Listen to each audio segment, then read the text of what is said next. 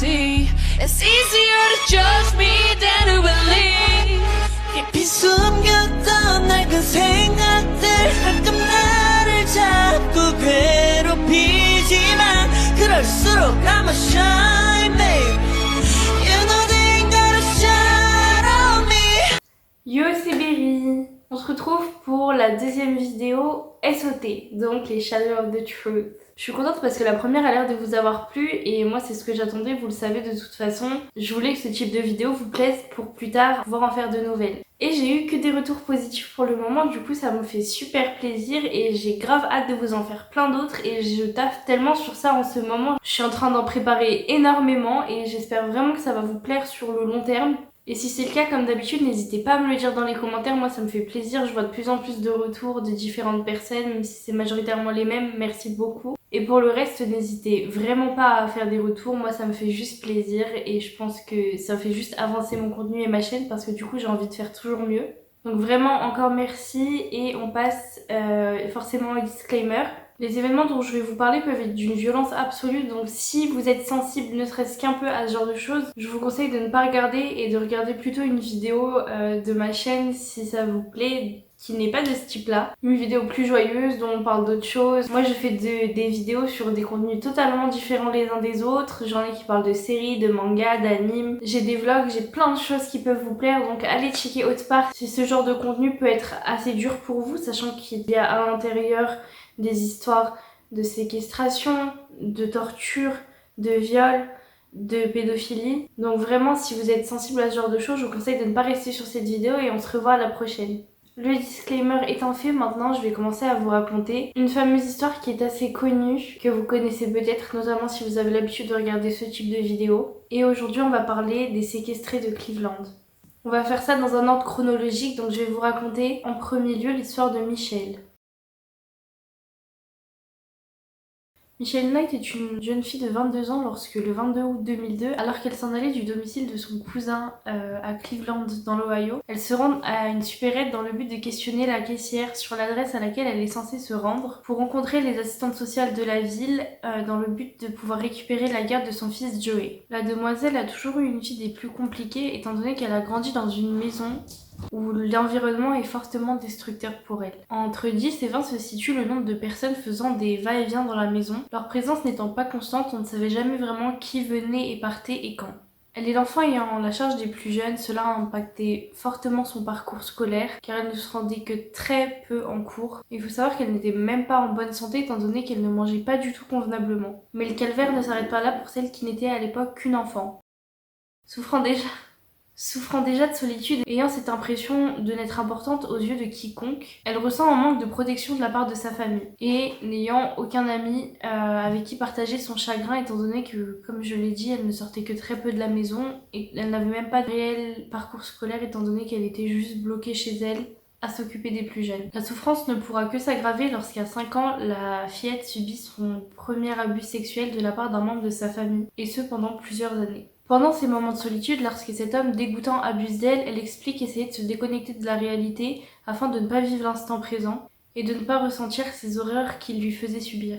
Elle dit donc s'engouffrer dans un monde imaginaire qu'elle se créait pour échapper à toute cette souffrance. Adolescente, Michelle va donc fuguer de chez elle une première fois. Elle tentera de se débrouiller seule dans la rue, passant ses nuits n'importe où dehors. Elle va faire la rencontre d'un jeune homme qui n'est autre qu'un dealer. Ce dernier lui offre une couche convenable et là, vivant sans réel toit qui se trouvait son chez elle, elle aura l'impression d'enfin pouvoir trouver un ami.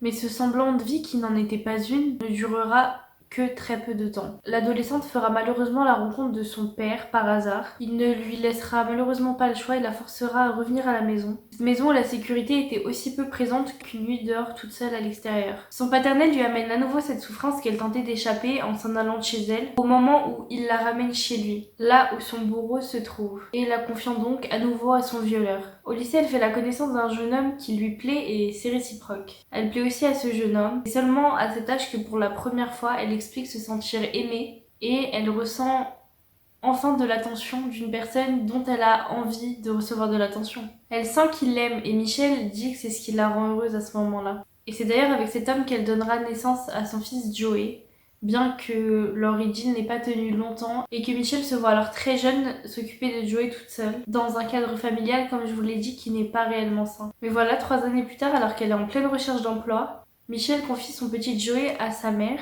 Elle avait besoin d'un travail pour pouvoir subvenir à ses besoins propres à elle, mais également à ceux de Joey. Alors pleine d'ambition, elle décide de parcourir les rues dans le but de trouver un travail et de se faire embaucher. La journée passe et lorsqu'elle rentre chez elle, Michelle retrouve le petit ami de sa mère complètement bourré, en train de soulever Joey par la jambe, la tête vers le sol. L'amenant instantanément à l'hôpital, elle apprend avec effroi que son fils a un genou brisé. Le petit lui sera enlevé par les services sociaux pour cause de maltraitance. Pour en revenir à la Michelle de 21 ans, je vous ai expliqué qu'en demandant son chemin à la caissière, dans le but de rencontrer ses assistantes sociales qui pourraient lui permettre de retrouver la garde de Joey, afin d'expliquer sa version des faits, que ce n'est pas elle qui maltraitait son fils, mais bel et bien le copain de sa mère de l'époque. Un homme entend d'une oreille la conversation entre les deux femmes et lui propose de la déposer. Elle reconnaît cet homme qui n'est autre que le père d'une amie à elle, dénommée Emily. Alors sans réelle hésitation et contente que l'on puisse la déposer, elle monte dans le véhicule de l'homme. Mais une fois à l'intérieur du véhicule, il lui explique qu'avant de la déposer, il souhaiterait faire un détour par chez lui et que comme ils sont en voiture de toute manière,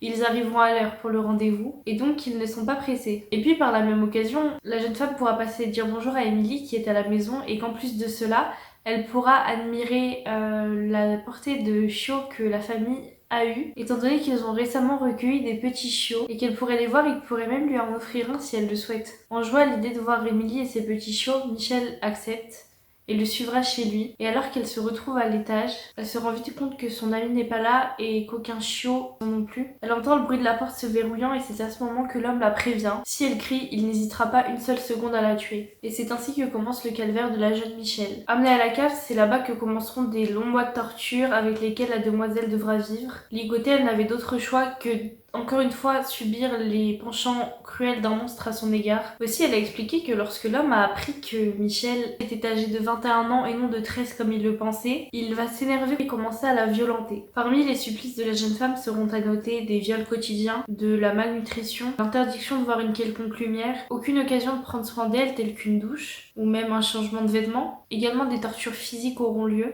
et Michelle se faisait très souvent battre. Son bourreau lui répétait sans cesse que personne ne l'avait cherchée et que en plus de cela, personne ne la cherchait actuellement. Personne ne se souciait d'elle. Et malheureusement, il n'avait pas tort. Je vous l'avais expliqué, mais dans la famille Knight, personne ne se souciait des allées et venues, et personne n'a cherché après elle. Tout le monde se disait que cette disparition n'était qu'un caprice de la maman suite à la perte de la garde de son enfant. L'homme qui la détenait prisonnière jouait de cette situation. Il lui disait souvent qu'il pouvait la tuer et que personne ne s'en soucierait de toute manière et que personne ne le saurait jamais. Parfois, finalement, elle est autorisée à quitter le sous-sol et à être enfermée dans une chambre au premier étage. Là-bas, elle se retrouvera enchaînée au mur, ne disposant que d'une couche très sale. Ce dernier pouvait se permettre de l'installer ici étant donné qu'en avril 2003, sa femme décide de le quitter suite à des violences conjugales répétitives de ce qui se trouve être son ex-mari finalement. Disposant d'une télévision, elle constate un jour la disparition d'Amanda. Une adolescente de 16 ans à Cleveland également. Datée du 21 avril 2003, la jeune Amanda Berry devait fêter son anniversaire le lendemain en famille, mais cette dernière ne rentrera jamais de son travail au Burger King de la ville. Sa mère, Luana Miller, donne ciel et terre pour retrouver sa fille. Elle disposera des affiches indiquant la disparition de sa fille partout en ville, demandant à tous les passants s'ils ne l'avaient pas vue. Elle ira même dans des télévisions pour faire entendre l'affaire, afin que le plus de personnes possible l'aident à retrouver la petite Amanda. C'est d'ailleurs dans une de ces émissions qu'une voyante dira à Luana que sa fille est décédée. Parfois, les enquêteurs lui disaient qu'il était possible aussi que ce soit une fugue, mais jamais la maman n'y a cru. Elle n'a jamais voulu croire cela, expliquant que sa fille n'avait juste aucune raison de fuguer, qu'elle aimait être auprès d'elle, qu'elle s'aimait et qu'elle était tout simplement heureuse. D'ailleurs, personnellement, je trouve ça horrible qu'une voyante puisse se permettre de dire à une mère que sa fille est décédée sans même savoir si oui ou non c'est le cas. C'est juste abuser d'une personne qui se sent malheureuse. Luana va décéder 3 ans plus tard en mars 2006, alors qu'Amanda est toujours portée disparue. Selon ses proches, elle serait décédée en souffrance, la souffrance de la perte de son enfant qu'elle aimait plus que tout. Et elle aurait été malheureuse jusqu'à la fin de son existence. Si je vous parle d'Amanda, c'est parce qu'après avoir vu sa disparition à la télé, le bourreau de Michelle va lui présenter Amanda. Cette dernière devient alors la deuxième kidnappée de ce monstre. Ce qui inquiétait Michel, c'est qu'elle l'avait déjà entendu dire qu'il souhaitait capturer 2 autres filles. Et il lui aurait dit que lorsqu'il aurait ces 2 autres filles, il finirait par laisser Michel s'en aller. Mais cela ne la rassurait pas en effet de l'idée que 2 vies soient sacrifiées et risquent de subir le même sort qu'elle, n'enchantait en rien Michel, qui était devenu craintif pour la petite blondinette qui était Amanda à l'époque. Mais bien qu'elle ait subi de nombreuses tortures semblables à celles de Michel, l'homme lui rapportait que parfois l'adolescente refusait de faire certaines choses lorsqu'il le lui demandait. Alors il retournait vers Michel et lui disait que comme Amanda refusait de le satisfaire, c'était à elle de s'en charger. Et Michel acceptait pour que ce ne soit pas la plus jeune qui ait à le faire. Mais bien évidemment, même avec les refus d'Amanda, le criminel continuait de la violer dans tous les cas. Il la torturait aussi de différentes manières, mais rien de plaisant à entendre encore une fois. Aussi, j'ai pu lire que les 2 jeunes filles n'étaient jamais ensemble dans la même pièce seules, au-delà de quelques minutes, et qu'elles n'étaient pas emprisonnées dans les mêmes pièces de la maison, mais que parfois elles arrivaient à communiquer à travers les murs en criant. Je vous ai au préalable expliqué que l'homme avait soumis à Michel l'idée de kidnapper 2 autres filles, donc Amanda, qui était la première, et malheureusement il confirmera ses dires lorsque la petite Georgina Lynn de Jesus, mais appelée Gina par son entourage, rejoint à son tour les victimes du kidnappeur le 2 avril 2003. Alors qu'elle est en train de rentrer de l'école, l'homme l'aborde alors qu'il est dans sa voiture pour lui demander où se trouve sa fille, Rosie. En effet, l'enfant alors âgé de 14 ans connaît le conducteur qui entame la discussion avec elle, car il est le père de cette certaine Rosie, une amie de Gina. Afin de lui indiquer le chemin, il demande à la petite de bien vouloir le mener à son enfant et naïve, incapable de penser que l'homme qu'elle avait déjà croisé de nombreuses fois, à de nombreuses reprises, soit capable du pire. Elle accepte donc de le rejoindre sur le banc passager pour l'amener là où est censée être la petite Rosie, sans douter que c'était également le début de son calvaire à elle aussi. Gina est alors amenée à côté de Michel, il enchaînera à ses côtés, au niveau du cou, avant de lui faire subir les mêmes actes à elle aussi, étant toutes deux dans l'obligation de voir ces horreurs se produire sans même pouvoir agir l'une pour l'autre. Les deux ont dit que ça les avait rapprochées. Elles se considéraient comme des sœurs et prenaient soin l'une de l'autre comme elles le pouvaient. À l'époque, la seule chose faisant avancer l'enquête sera un portrait robot diffusé par la police d'un homme âgé de la trentaine et apparemment hispanique. Il pèserait environ 80 kg et ferait moins d'1,80 m mais resterait dans cette tranche. C'est ce qui ressortira de leur enquête concernant la petite Gina, bien loin de se douter que le kidnappeur était également l'homme qui avait kidnappé Amanda, et bien qu'il pensait que Michel était juste en fugue pour la majorité, encore une fois il n'avait aucune idée que ces 3 disparitions étaient liées. C'est seulement le 6 mai 2013 que la situation change pour les victimes, alors qu'elles ont passé 9 ans pour Gina, 10 ans pour Amanda et 11 ans pour Michel, prisonnières d'un homme cruel. Ce jour, alors que l'homme serait apparemment, selon une version, allait tondre la pelouse chez sa mère et selon une deuxième partie se bourrer, un voisin qui passait près de son domicile à lui entend les cris d'une femme à l'intérieur. Ces mots étaient, je cite, « Au secours, je suis enfermée ». Nommé Angel Cordero, ou c'est Angel Cordero, je suis pas sûre étant donné que l'homme est d'origine hispanique. Je ne sais pas comment le prononcer, mais si je ne me trompe pas, les G restent des G en espagnol. Ce voisin n'était donc pas à l'aise avec l'anglais. Il ne comprend pas les mots de la demoiselle, mais comprend qu'il y a un problème.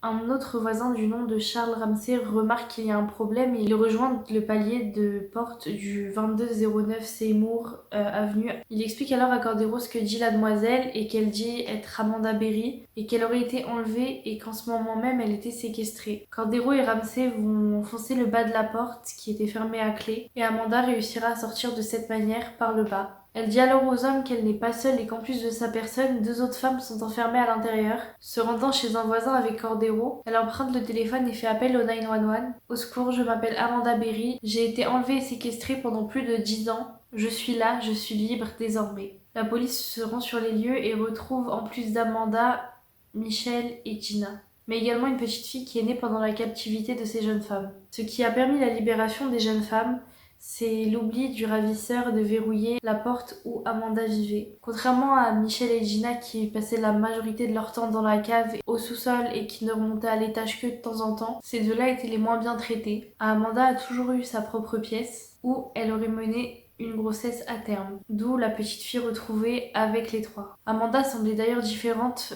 des deux autres filles selon les membres de la police qui les ont secourues. En effet, Michelle et Gina avaient apparemment les cheveux coupés courts, des visages sans chair, une maigreur sans pareil. Et c'est parce qu'il a oublié ce jour-là d'enfermer Amanda que cette dernière a pu secourir elle-même ainsi que sa fille et les deux autres filles qui étaient enfermées avec elle. Libérées de ces horreurs, les trois jeunes femmes ont pu alors s'exprimer et ont indiqué à la police qui était ce cruel être qui leur avait fait vivre l'horreur. Les trois jeunes femmes ont pu toutes s'exprimer et ont indiqué à la police qui était ce cruel homme qui leur avait fait vivre ces horreurs pendant 10 ans. Cet homme, qu'elles dirent toutes, s'appelait Ariel Castro.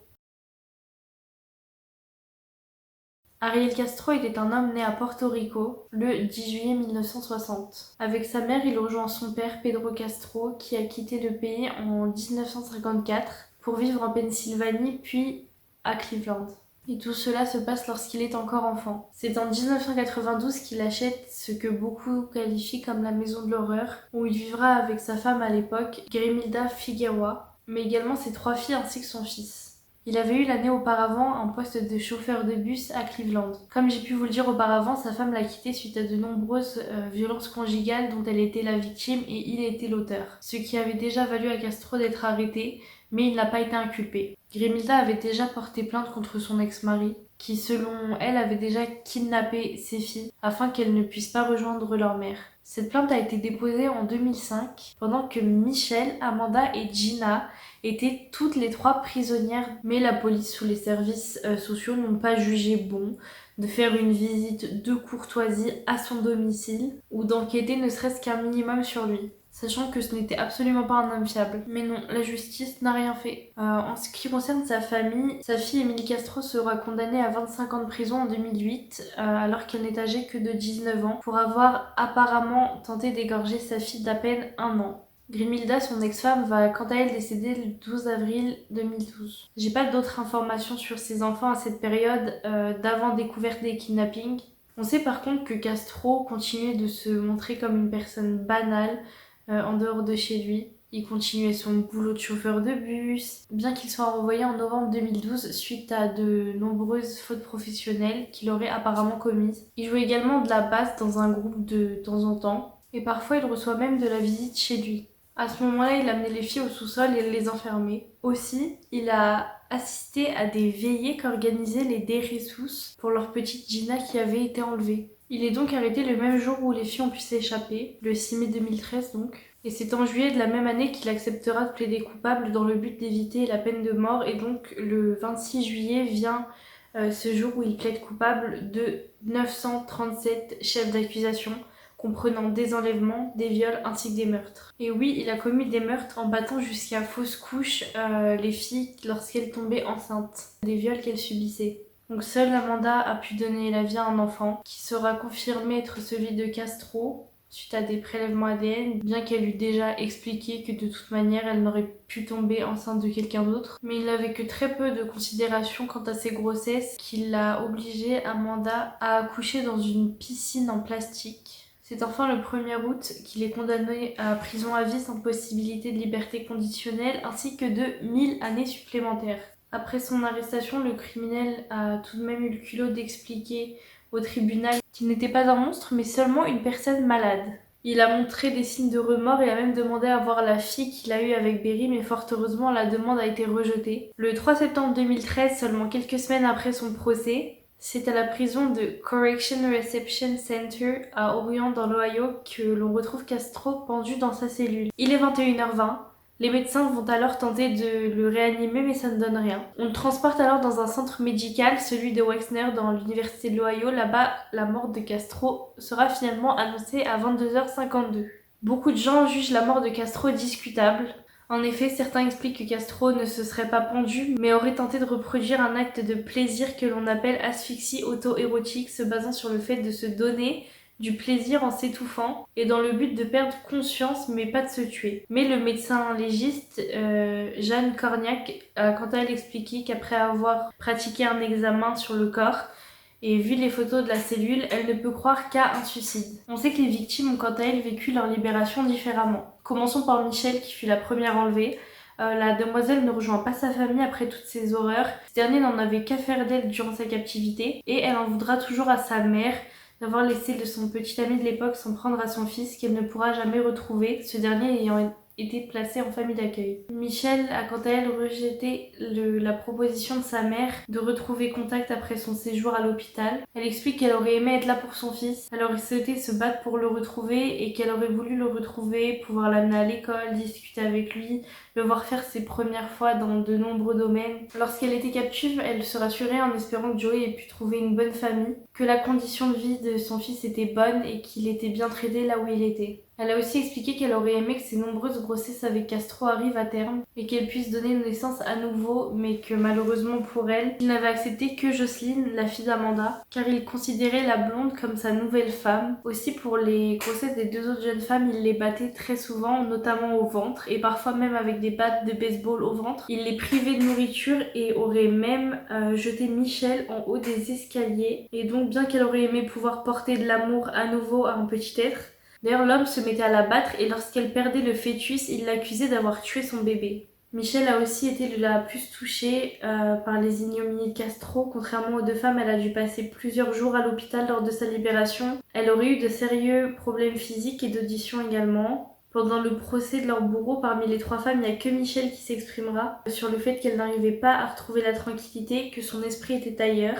Elle va également ajouter qu'elle était convaincue que la raison de leur évasion est, selon elle, peut-être voulu de la part de Castro. L'homme n'avait plus de quoi vivre étant donné qu'il n'avait plus de boulot, il rencontrait des problèmes avec l'État et de nombreuses sociétés à cause de ses impayés, et qu'il avait ce risque de perdre son habitat donc.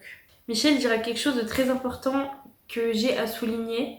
Castro lui avait souvent répété qu'il faisait tout cela parce qu'il avait été dans sa jeunesse victime d'abus. Elle insistera pour dire que peu importe ce que l'on subit, si on commet de tels actes, c'est car nous le désirons, car nous ne sommes que des monstres et qu'aucune raison n'est valable. Aucune autre raison n'est acceptable. Parfois, elle a quelques échanges avec la famille adoptive de son petit. Elle a fait le choix de ne pas le contacter car elle estime que revenir dans sa vie risquerait de bousculer l'équilibre qu'il a. Il ignore tout d'elle, il ne sait pas qui elle est et ce qu'elle a vécu, qu'elle ne voulait pas être une mauvaise mère comme la sienne a pu l'être. Elle a également écrit un livre en 2014 qu'elle a appelé Finding Me, A Decade of Darkness, A Life Reclaimed, A Memoir of the Cleveland Kidnappings.